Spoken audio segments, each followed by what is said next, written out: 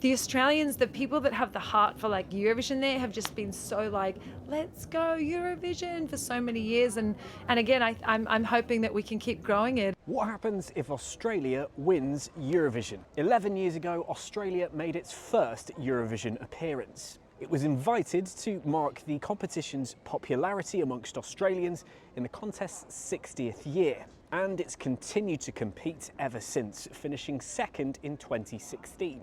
This year, it's sending one of its biggest stars, Goodrem, whose song Eclipse is among the favourites to win. Despite the contest winner traditionally hosting the following year, that wouldn't happen if Australia wins Saturday's final. Instead, Eurovision organisers say Australia would nominate a European country to host on its behalf. Now that would most likely be one of the countries whose broadcasters contributes the most money to the contest. So France, Germany, Italy, or the UK. But Italy and the UK have both hosted Eurovision in the last decade, meaning it's more likely France or Germany would get Australia's nomination. First up, Dota, it's a whirlwind of a week. How are you? How are you finding it? And how are you feeling? It's a very simple question, but first up. I'm good. The energy is high around here. I'm excited to hit the stage. Okay, so a little bit later on, it will be, I think, one of the most anticipated performances of the week, because I don't know if you've noticed, there's quite a bit of chat about the Australian entry this year in your song Eclipse and the fact that you're here.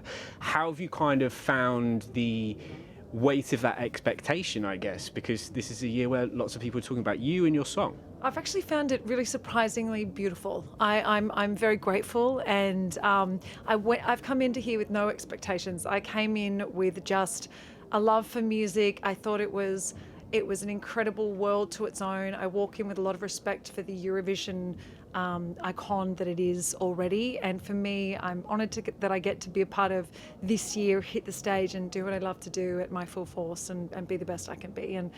And I think just the surprising nature of seeing everyone who maybe has been with my journey still for a long time, or maybe just had my records from many years ago, coming back to join the community and my sort of my world of music. And I've looked at that like it's already been just such an incredible experience that I look at it more like I'm grateful and hey friends, here we are. Like let's do Eurovision, like my friends, like, and that's kind of how I've been approaching the whole thing. And you are like such an established name in so many different countries, and for somebody who's experienced and enjoyed so much success over the years, this is a new thing, and I don't imagine there are many new things for you to kind of tick off in your career. So how does it feel to be doing something that's, you know, brand new and an experience you've never had before? You're 100% right, and I've really enjoyed, but just even hearing like all the different countries, like I was speaking to Azerbaijan earlier, and you know, even just everyone's coming in from different moments in their career, and also just like, again, that surprising of, oh, you know, this country's had my music here, or it's been just really exciting, and I'm on the adventure, and of course I'm learning every day too, and I had no idea about pre-parties or the campaigns of every country. I'd had shows in Fiji that were booked like way in advance. And so whenever I was doing some of the more of the European, I didn't get to do the London shows. Lucky I have my own shows coming up.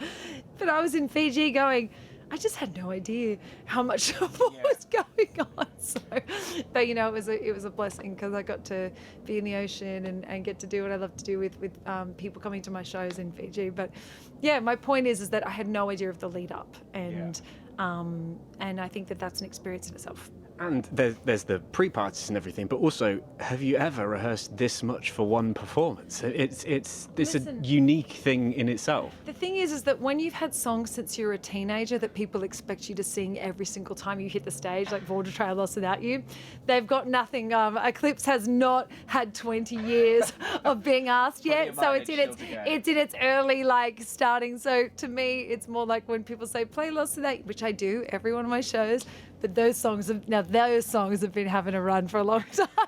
It's Eclipse's turn instead. Eclipse's turn now. I'm happy to be singing Eclipse. It's in the order now. Let's go. Let's sing that at the shows. So it's got a long way to go to beat those songs. And have you noticed when you've been travelling around Europe and talking to people ahead of the contest, do you think it's of benefit that you are an established name, and Australia, it feels like Australia bringing in the big guns?